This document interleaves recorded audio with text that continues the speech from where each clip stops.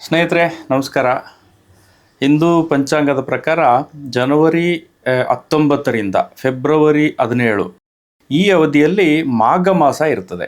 ಮಕರ ಮಾಸಕ್ಕೆ shift ಆಗುತ್ತೆ. ಜನವರಿ 14ಕ್ಕೆ ಮಕರ ಸಂಕ್ರಾಂತಿಯ ನಂತರ ಮಕರ ಮಾಸ ಆರಂಭ ಆಗುತ್ತೆ. ಇದೇ ಅವಧಿಯಲ್ಲಿ ಚಂದ್ರಮಾನ ಕ್ಯಾಲೆಂಡರ್ ಪ್ರಕಾರ ಮಾಘ ಮಾಸ ನಡೀತಾ ಇರ್ತದೆ.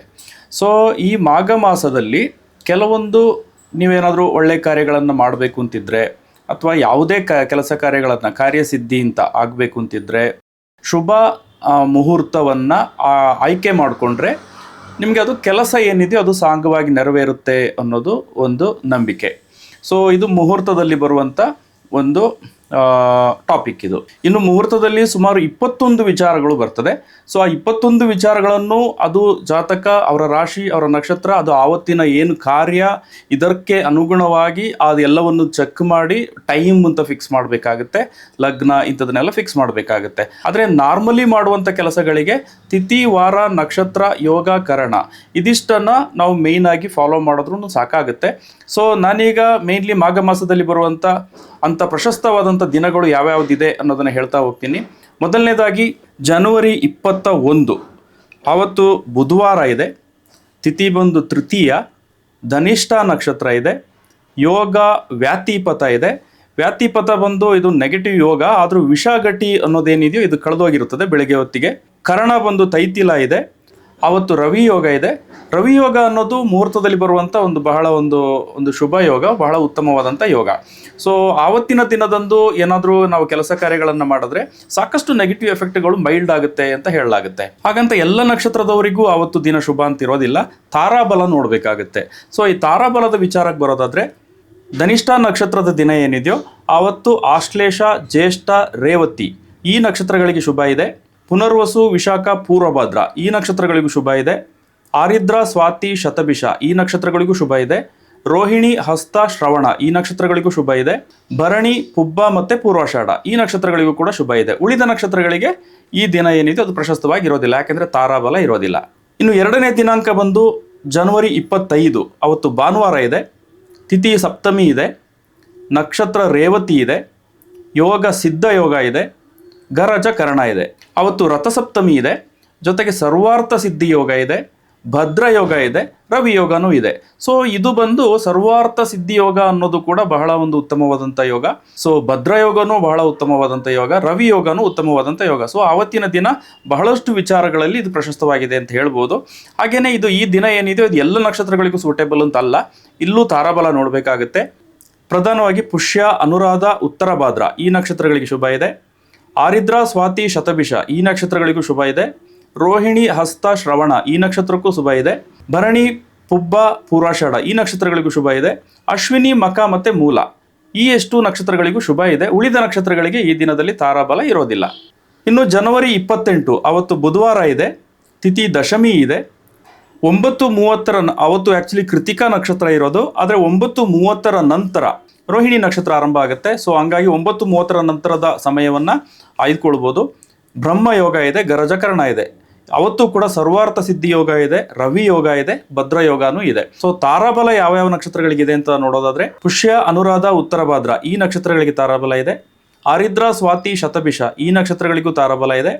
ಮೃಗಶಿರ, ಚಿತ್ತ, ಧನಿಷ್ಠ ಈ ನಕ್ಷತ್ರಗಳಿಗೂ ತಾರಾಬಲ ಇದೆ. ಕೃತಿಕಾ, ಉತ್ತರ, ಉತ್ತರಾಷಾಢ ಈ ನಕ್ಷತ್ರಗಳಿಗೂ ತಾರಾಬಲ ಇದೆ. ಅಶ್ವಿನಿ, ಮಕ, ಮೂಲ ಇದಿಷ್ಟು ನಕ್ಷತ್ರಗಳಿಗೂ ಕೂಡ ಈ ದಿನ ಪ್ರಶಸ್ತವಾಗಿದೆ. ಇನ್ನು ಜನವರಿ 29 ಗುರುವಾರ ಬರ್ತದೆ. ತಿಥಿ ಏಕಾದಶಿ ಇದೆ. ನಕ್ಷತ್ರ ಬೆಳಗ್ಗೆ ಸೂರ್ಯೋದಯದ ಅವಧಿಗೆ ರೋಹಿಣಿ ಇರ್ತದೆ. 7:30 ನಂತರ ಮೃಗಶಿರ ನಕ್ಷತ್ರ ಇರ್ತದೆ. ಇಂದ್ರ ಯೋಗ ಇದೆ. ಕರ್ಣ ಬಂದು ವಿಷ್ಟಿಭದ್ರ ಇದೆ. ಇದು ಪ್ರಶಸ್ತವಾದಂಥ ಕರ್ಣ ಅಲ್ಲ, ಆದ್ರೂ ಭದ್ರ ಯೋಗ ಇದೆ. ರವಿ ಯೋಗ ಇದೆ. ಈ ದಿನವೂ ಪ್ರಶಸ್ತವಾಗಿಯೇ ಇದೆ. ಆದರೆ ಕರ್ಣ ಒಂದು ಮಾತ್ರ ನೆಗೆಟಿವ್ ಆಗಿ ತೋರಿಸ್ತಾ ಇದೆ. ರವಿ ಯೋಗನೂ ಇರೋದ್ರಿಂದಾಗಿ ಈ ದಿನವನ್ನು ತಗೊಳ್ಬೋದು. ಸೊ ಇಲ್ಲೂ ಕೂಡ ಎಲ್ಲ ನಕ್ಷತ್ರಗಳಿಗೂ ಇದು ಪ್ರಶಸ್ತವಾಗಿದೆ ಅಂತಲ್ಲ. ಆಶ್ಲೇಷ, ಜ್ಯೇಷ್ಠ, ರೇವತಿ ಈ ನಕ್ಷತ್ರಗಳಿಗೆ ತಾರಾಬಲ ಇದೆ. ಪುನರ್ವಸು, ವಿಶಾಖ, ಪೂರ್ವಭದ್ರ ಈ ನಕ್ಷತ್ರಗಳಿಗೂ ತಾರಾಬಲ ಇದೆ. ಆರಿದ್ರ, ಸ್ವಾತಿ, ಶತಭಿಷ ಈ ನಕ್ಷತ್ರಗಳಿಗೂ ತಾರಾಬಲ ಇದೆ. ರೋಹಿಣಿ, ಹಸ್ತ, ಶ್ರವಣ ಈ ನಕ್ಷತ್ರಗಳಿಗೂ ತಾರಾಬಲ ಇದೆ. ಭರಣಿ, ಪುಬ್ಬ, ಪೂರ್ವಾಷಾಢ ಈ ನಕ್ಷತ್ರಗಳಿಗೂ ತಾರಾಬಲ ಇದೆ. ಸೊ ರೋಹಿಣಿ ನಕ್ಷತ್ರ ಬೆಳಗ್ಗೆ 7:30 ತನಕ ಇರ್ತದೆ. ಸೊ 7:30 ತನಕ ರೋಹಿಣಿ ನಕ್ಷತ್ರ, ನೀವೇನಾದರೂ ರೋಹಿಣಿ ನಕ್ಷತ್ರಕ್ಕೆ ತಾರಾಬಲ ಯಾವ್ದು ಅಂತ ಈಗ ತಾನೇ ಹೇಳಿದೆ. ನಿಮ್ಗೇನಾದ್ರೂ ಮೃಗಶಿರ ನಕ್ಷತ್ರದಲ್ಲಿ ತಾರಾಬಲ ಇಲ್ಲ ಅಂದ್ರೆ ರೋಹಿಣಿ ನಕ್ಷತ್ರದ ಸಮಯದ ಒಳಗಡೆನೆ ಏನಾದ್ರು ಕೆಲಸಗಳನ್ನ ಎಲ್ಲಾದ್ರೂ ಹೊರಡೋದಿರ್ಲಿ, ಟ್ರಾವೆಲ್ ಮಾಡೋದಿರ್ಲಿ ಇಂಥದನ್ನ ತಗೊಳ್ಬೋದು ಆಕ್ಚುಲಿ. ಇನ್ನು ಮುಂದಿನ ದಿನಾಂಕ ಬಂದು ಫೆಬ್ರವರಿ 1 ಭಾನುವಾರ ಬರ್ತದೆ. ತಿಥಿ ಪೌರ್ಣಿಮೆ ಇದೆ. ಅವತ್ತು ಮಾಘ ಪೌರ್ಣಿಮೆ ಇದೆ. ಮಾಘ ಪೌರ್ಣಿಮೆಯನ್ನು ಒಳ್ಳೆ ದಿನ ಅಂತಲೇ ಪರಿಗಣಿಸಲಾಗುತ್ತೆ. ಇದು ಬಂದು ನಿಮಗೆ ವ್ರತಗಳನ್ನು ಮಾಡೋದಕ್ಕೆ ಇಂಥದಕ್ಕೆಲ್ಲ ಇದು ಪ್ರಶಸ್ತವಾದ ದಿನ. ಸೊ ಇದೊಂದು ಶುಭ ದಿನನೇ. ಆದರೆ ಮುಹೂರ್ತದ ವಿಚಾರದಲ್ಲಿ ನೋಡೋದಾದ್ರೆ ಇದು ನಾರ್ಮಲ್ ಆಗಿದೆ ಅಷ್ಟೇ. ಇನ್ನು ಫೆಬ್ರವರಿ 6 ಶುಕ್ರವಾರ ಬರ್ತದೆ. ಪಂಚಮಿ ತಿಥಿ ಇದೆ. ಹಸ್ತ ನಕ್ಷತ್ರ ಇದೆ. ದ್ವಿತೀಯ ಯೋಗ ಇದೆ. ಕೌಲವ ಕರ್ಣ ಇದೆ. ಫೆಬ್ರವರಿ 6ಕ್ಕೆ ವಿಶೇಷವಾದಂಥ ಯೋಗಗಳೇನೂ ಇಲ್ಲ. ಆದ್ರೂ ದಿನ ಚೆನ್ನಾಗಿರೋದ್ರಿಂದಾಗಿ ಇದನ್ನು ಕೂಡ ಪರಿಗಣಿಸ್ಬೋದು. ಸೊ ಯಾವ್ಯಾವ ನಕ್ಷತ್ರದವರು ಪರಿಗಣಿಸ್ಬೋದು ಅಂದರೆ ಪುಷ್ಯ, ಅನುರಾಧ, ಉತ್ತರಭಾದ ನಕ್ಷತ್ರದವರಿಗೆ ಪ್ರಶಸ್ತ ಇದೆ. ಆರಿದ್ರ, ಸ್ವಾತಿ, ಶತಭಿಷ ನಕ್ಷತ್ರದವರಿಗೂ ಪ್ರಶಸ್ತ ಇದೆ. ಮೃಗಶಿರ, ಚಿತ್ತ, ಧನಿಷ್ಠ ನಕ್ಷತ್ರದವರಿಗೂ ಪ್ರಶಸ್ತ ಇದೆ. ಕೃತಿಕಾ, ಉತ್ತರಾಷಾಢ ನಕ್ಷತ್ರದವರಿಗೂ ಪ್ರಶಸ್ತ ಇದೆ. ಅಶ್ವಿನಿ, ಮಕ, ಮೂಲ ಇದಿಷ್ಟು ನಕ್ಷತ್ರಗಳಿಗೂ ಈ ದಿನ ಪ್ರಶಸ್ತವಾಗಿಯೇ ಇದೆ. ಆದರೆ ಅವತ್ತು ಹಸ್ತ ನಕ್ಷತ್ರ ಇದೆ. ಹಸ್ತ ನಕ್ಷತ್ರದ ದಿನ ಸಾಮಾನ್ಯವಾಗಿ ಸಾಲದ ವ್ಯವಹಾರಗಳನ್ನು ಮಾಡಬಾರ್ದು ಅಂತ ಹೇಳ್ತಾರೆ. ಸೊ ಹಂಗಾಗಿ ಸಾಲದ ವ್ಯವಹಾರ ಮಾಡೋದಕ್ಕೆ ಅವತ್ತು ಪ್ರಶಸ್ತವಾದ ದಿನ ಅಲ್ಲ. ಉಳಿದ ವಿಚಾರಗಳಿಗೆ ಇದು ಪ್ರಶಸ್ತವಾಗಿದೆ. ಇನ್ನು ಫೆಬ್ರವರಿ 8 ಭಾನುವಾರ ಇದೆ. ಸಪ್ತಮಿ ತಿಥಿ ಇದೆ. ಸ್ವಾತಿ ನಕ್ಷತ್ರ ಇದೆ. ಯೋಗ ಚೆನ್ನಾಗಿಲ್ಲ, ಗಂಡ ಯೋಗ ಇದೆ. ಕರ್ಣನು ಚೆನ್ನಾಗಿಲ್ಲ, ವೃಷ್ಟಿಭದ್ರ ಇದೆ. ಸೊ ಈ ದಿನ ಒಂದು ಸಾಧಾರಣವಾದಂಥ ದಿನ ಅಂತ ಪರಿಗಣಿಸ್ಬೋದು. ಬಹಳ ಒಳ್ಳೆ ದಿನ ಅಂತ ಏನಲ್ಲ. ಬಟ್ ಸ್ಟಿಲ್ ಏನಾದರೂ ಅರ್ಜೆಂಟ್ ಕೆಲಸಗಳು ಮಾಡಲೇಬೇಕಾದಂಥ ಕೆಲಸ ಕಾರ್ಯಗಳಿದ್ರೆ ಈ ದಿನವನ್ನು ಕೂಡ ಪರಿಗಣಿಸಬಹುದು. ಇಲ್ಲಿ ತಾರಾಬಲ ನೋಡೋದಾದ್ರೆ ಪುಷ್ಯ, ಅನುರಾಧ, ಉತ್ತರಭಾದ್ರ ಈ ನಕ್ಷತ್ರಗಳಿಗೆ ತಾರಾಬಲ ಇದೆ. ಪುನರ್ವಸು, ವಿಶಾಖ, ಪೂರ್ವಭದ್ರ ಈ ನಕ್ಷತ್ರಗಳಿಗೂ ತಾರಾಬಲ ಇದೆ. ಮೃಗಶಿರ, ಚಿತ್ತ, ಧನಿಷ್ಠ ಈ ನಕ್ಷತ್ರಗಳಿಗೂ ತಾರಾಬಲ ಇದೆ. ಕೃತಿಕಾ, ಉತ್ತರಾಷಾಢ ಈ ನಕ್ಷತ್ರಗಳಿಗೂ ತಾರಾಬಲ ಇದೆ. ಅಶ್ವಿನಿ, ಮಕ, ಮೂಲ ಈ ನಕ್ಷತ್ರಗಳಿಗೂ ಕೂಡ ತಾರಾಬಲ ಇದೆ. ಇನ್ನು ಫೆಬ್ರವರಿ 13 ಶುಕ್ರವಾರ ಏಕಾದಶಿ ತಿಥಿ ಇದೆ. ಮೂಲ ನಕ್ಷತ್ರ ಇದೆ. ವಜ್ರ ಯೋಗ ಇದೆ. ಬಾಲವ ಕರ್ಣ ಇದೆ. ಮೂಲ ನಕ್ಷತ್ರ ಬಂದು ಮದುವೆ ಮಾಡೋದಕ್ಕೆ ಒಳ್ಳೆಯ ನಕ್ಷತ್ರಗಳಲ್ಲಿ ಒಂದು. 11 ನಕ್ಷತ್ರಗಳನ್ನು ಮದುವೆಗೆ ಪರಿಗಣಿಸ್ತಾರೆ. ಸೊ ಹಂಗಾಗಿ ಮೂಲ ನಕ್ಷತ್ರವು ಕೂಡ ಅದರಲ್ಲಿ ಬರ್ತದೆ. ಸೊ ಬೇರೆ ಕಾರ್ಯಗಳಿಗೆ ಮೂಲ ನಕ್ಷತ್ರ ಅಷ್ಟೊಂದು ಪ್ರಶಸ್ತವಾಗಿಲ್ಲ. ಸೊ ಯಾವ್ಯಾವ ನಕ್ಷತ್ರಗಳಿಗೆ ಅವತ್ತು ತಾರಾಬಲ ಇದೆ ಅಂತ ನೋಡೋದಾದ್ರೆ ಆಶ್ಲೇಷ, ಜ್ಯೇಷ್ಠ, ರೇವತಿ ಈ ನಕ್ಷತ್ರಗಳಿಗೆ ಪ್ರಶಸ್ತ ಇದೆ. ಪುನರ್ವಸು, ವಿಶಾಖ, ಪೂರ್ವಭದ್ರ ಈ ನಕ್ಷತ್ರಗಳಿಗೆ ಪ್ರಶಸ್ತವಾಗಿದೆ. ಮೃಗಶಿರ, ಚಿತ್ತ, ಧನಿಷ್ಠ ಈ ನಕ್ಷತ್ರಗಳಿಗೂ ಪ್ರಶಸ್ತವಾಗಿದೆ. ಕೃತಿಕಾ, ಉತ್ತರಾಷಾಢ ಈ ನಕ್ಷತ್ರಗಳಿಗೂ ಪ್ರಶಸ್ತವಾಗಿದೆ. ಭರಣಿ, ಪುಬ್ಬ, ಪೂರ್ವಾಷಾಢ ಈ ನಕ್ಷತ್ರಗಳಿಗೂ ಪ್ರಶಸ್ತವಾಗಿದೆ. ಇನ್ನು ಹಣಕಾಸಿನ ವ್ಯವಹಾರದ ವಿಚಾರ. ಸೊ ಹಣಕಾಸಿನ ವ್ಯವಹಾರಕ್ಕೆ ಕೆಲವೊಂದು ದಿನಗಳು ಪ್ರಶಸ್ತವಾಗಿಲ್ಲ, ಕೆಲವೊಂದು ದಿನಗಳು ಪ್ರಶಸ್ತವಾಗಿದೆ.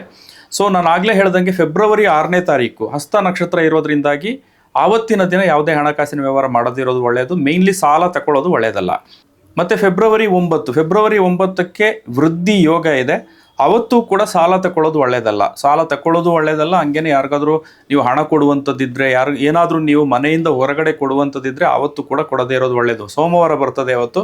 ಸ್ಟಿಲ್ ವೃದ್ಧಿ ಯೋಗ ಇರೋದ್ರಿಂದಾಗಿ ಆವತ್ತಿನ ದಿನ ನೀವು ಏನಾದರೂ ಮನೆಗೆ ತಗೊಂಡು ಬರುವಂಥದ್ದಿದ್ರೆ ತಗೊಂಡು ಬರ್ಬೋದು. ಆದರೆ ನೀವು ಹೊರಗಡೆ ಕೊಡುವಂಥದ್ದಿದ್ರೆ ಕೊಡದೇ ಇರೋದು ಒಳ್ಳೆಯದು. ಇನ್ನು ಯಾವುದೇ ಮಂಗಳವಾರದ ದಿನ ಸಾಲ ತಗೊಳ್ಬಾರ್ದು ಅಂತ ಹೇಳಲಾಗುತ್ತೆ. ಯಾಕೆಂದರೆ ಅದು ಮಂಗಳ ಬಂದು ಈ ಸಾಲಕ್ಕೆ ಸಂಬಂಧಪಟ್ಟಂತೆ ಕಾರಕ ಗ್ರಹ ಅಂತ ಪರಿಗಣಿಸ್ತಾರೆ. ಸೊ ಆವತ್ತಿನ ದಿನ ಸಾಲವನ್ನು ಪಡೆಯೋದಕ್ಕಿಂತಲೂ ಸಾಲವನ್ನು ಮರುಪಾವತಿ ಮಾಡುವಂಥದ್ದು ಸೂಕ್ತ. ಸೊ ಸಾಲವನ್ನು ಮಂಗಳವಾರದ ದಿನ ನೀವು ಮರುಪಾವತಿ ಮಾಡ್ತಾ ಇದ್ರೆ ನಿಮ್ಮ ಸಾಲ ಕಮ್ಮಿ ಆಗ್ತಾ ಬರ್ತದೆ ಅಂತ ಹೇಳಲಾಗುತ್ತೆ. ಹಾಗೆಯೇ ಸಾಲ ತಗೊಳ್ತಾ ಹೋದರೆ, ಆವತ್ತಿನ ದಿನ ಸಾಲ ತಗೊಳ್ತಾ ಹೋದರೆ ಆ ಸಾಲ ಇನ್ನೂ ಬೆಳೀತಾ ಹೋಗ್ತದೆ ಅಂತ ಹೇಳಲಾಗುತ್ತೆ. ಸೊ ಹಂಗಾಗಿ ಮಂಗಳವಾರದ ದಿನ ನೀವು ಸಾಲ ಪಡೆಯುವಂಥದ್ದನ್ನು ಮಾಡಬಾರ್ದು. ಕಾಲಪುರುಷ ಕುಂಡಲಿ ಅಂತ ಏನಿದೆಯೋ ಅದರಲ್ಲಿ 6ನೇ ಭಾವದ ಅಧಿಪತಿ ಬುಧ. ಸೊ ಆ ಕಾರಣಕ್ಕೆ ನೀವು ಆವತ್ತಿನ ದಿನ ಸಾಲ ತಗೊಳ್ಳೋದಕ್ಕೆ ಸೂಕ್ತ ಇದೆ. ಇನ್ನು ಜನವರಿ 20 ಆವತ್ತು ಮಂಗಳವಾರನೂ ಬರ್ತದೆ, ಜೊತೆಗೆ ದ್ವಿಪುಷ್ಕರ ಯೋಗ ಇರ್ತದೆ. ಸೊ ಆವತ್ತಿನ ದಿನವೂ ಕೂಡ ಸಾಲದ ವ್ಯವಹಾರ ಮಾಡಬಾರ್ದು. ಇನ್ ದ ಸೆನ್ಸ್ ಸಾಲ ಕೊಡೋದು ಒಳ್ಳೇದಲ್ಲ, ಸಾಲ ತಗೊಳ್ಳೋದು ಕೂಡ ಒಳ್ಳೇದಲ್ಲ. ಅವತ್ತು ದ್ವಿಪುಷ್ಕರ ಯೋಗ ಅಂದರೆ ಆವತ್ತಿನ ದಿನ ಏನಾದರೂ ನೀವು ಮಾಡಿದ್ರೆ ಅದು ಡಬಲ್ ಆಗುತ್ತೆ ಅಂತ. ಸೊ ಒಂದು ವೇಳೆ ನೀವು ಸಾಲವನ್ನು ಏನಾದರೂ ಆವತ್ತಿನ ದಿನ ತಗೊಂಡ್ರೆ ಸಾಲ ಡಬಲ್ ಆಗುತ್ತೆ ಅನ್ನೋ ಕಾರಣಕ್ಕೆ ದ್ವಿಪುಷ್ಕರ ಯೋಗ ಇರುವಂಥ ದಿನದಲ್ಲಿ ಸಾಲ ತಗೊಳ್ಳೋದು ಒಳ್ಳೆಯದಲ್ಲ ಅಂತ. ಇದಿಷ್ಟು ಮುಹೂರ್ತದ ವಿಚಾರ. ಆದರೆ ಇನ್ನು ಫೆಬ್ರವರಿ 17ಕ್ಕೆ ಸೂರ್ಯಗ್ರಹಣ ಇದೆ. ಸೂರ್ಯಗ್ರಹಣ ಭಾರತದಲ್ಲಿ ಗೋಚರ ಇಲ್ಲ. ಸೊ ಕುಂಭರಾಶಿಯಲ್ಲಿ ಗ್ರಹಣ ನಡೀತಾ ಇದೆ ಈ ಬಾರಿ. ಸೊ ಧನಿಷ್ಠ ನಕ್ಷತ್ರದಲ್ಲಿ ಆರಂಭ ಆಗುತ್ತೆ, ಶತಭಿಷ ನಕ್ಷತ್ರದಲ್ಲಿ ಗ್ರಹಣ ಮೋಕ್ಷ ಆಗುತ್ತೆ. ಸೊ ಇದು ಭಾರತದಲ್ಲಿ ದರ್ಶನ ಇಲ್ಲದೆ ಇರೋ ಕಾರಣಕ್ಕೆ ಭಾರತದಲ್ಲಿ ಇದಕ್ಕೆ ಸಂಬಂಧಪಟ್ಟಂಥ ಯಾವುದೇ ಎಫೆಕ್ಟ್ ಆಗಲಿ ಅಥವಾ ಗ್ರಹಣವನ್ನು ಫಾಲೋ ಮಾಡಬೇಕಾದ ಕೆಲವೊಂದು ಅವಧಿಗಳಿರ್ತದೆ, ಸೂತಕ ಅವಧಿ ಅಂತ, ಅಂಥದ್ದೇನು ಇಲ್ಲಿ ಪರಿಗಣನೆಗೆ ಬರೋದಿಲ್ಲ. ಸೊ ಹಂಗಾಗಿ ಗ್ರಹಣದ ಪ್ರಭಾವ ಅನ್ನುವಂಥದ್ದೇನಿದೆಯೋ ಅದು ಭಾರತದಲ್ಲಿ ಬಹಳ ಮೈಲ್ಡ್ ಆಗಿರುತ್ತೆ ಅಂತ ಹೇಳ್ಬೋದು. ರಾತ್ರಿ 8 ಗಂಟೆಯಿಂದ ಗ್ರಹಣ ಆರಂಭ ಆಗ್ತಾ ಇದೆ. ಈ ಅವಧಿಯಲ್ಲಿ ಆಲ್ರೆಡಿ ಸೂರ್ಯಾಸ್ತ ಆಗಿರ್ತದೆ. 9:30 ಗ್ರಹಣದ ಅವಧಿ ಇದೆ. ಸೊ 1.5 ತಾಸು ಹೆಚ್ಚು ಕಡಿಮೆ ಗ್ರಹಣದ ಅವಧಿ ಇದೆ. ಭಾರತದಲ್ಲಿ ಗ್ರಹಣ ಗೋಚರ ಇಲ್ಲದೇ ಇರೋ ಕಾರಣಕ್ಕೆ ಅದರ ಬಗ್ಗೆ ತುಂಬ ನೀವು ತಲೆ ಕೆಡಿಸ್ಕೊಳ್ಳೋ ಅಗತ್ಯ ಇರೋದಿಲ್ಲ. ಸೊ ನಾನು ಏನು ಇಷ್ಟೊತ್ತು ಹೇಳ್ತಾ ಬಂದು ನಿಮ್ಮ ನಕ್ಷತ್ರಕ್ಕೆ ಯಾವ ನಕ್ಷತ್ರದ ದಿನ ಅನುಕೂಲಕರವಾಗಿದೆ ಅಂತ ನಿಮಗೆ ಗೊತ್ತಾಗಿರ್ಬೋದು ಇವಾಗ. ಸೊ ಆವತ್ತಿನ ದಿನ ಯಾವುದೇ ಇಂಪಾರ್ಟೆಂಟ್ ಕೆಲಸ ಕಾರ್ಯಗಳಿದ್ರೂ ಕೂಡ ಆವತ್ತಿನ ದಿನದಂತೆ ನೀವು ಅದನ್ನು ಮಾಡೋದ್ರಿಂದಾಗಿ ಆವತ್ತು ನಿಮಗೆ ಪರಿಸ್ಥಿತಿಗಳು ಅನುಕೂಲಕರವಾಗಿರ್ತದೆ, ಕೆಲಸ ಕಾರ್ಯಗಳು ಸಾಂಗವಾಗಿ ನೆರವೇರುತ್ತದೆ ಅಂತ ಹೇಳ್ಬೋದು. ಸೊ ಮುಂದಿನ ಎಪಿಸೋಡ್ನಲ್ಲಿ ಮತ್ತೆ ಸಿಗ್ತೀನಿ ಸ್ನೇಹಿತರೆ. ನಮಸ್ಕಾರ.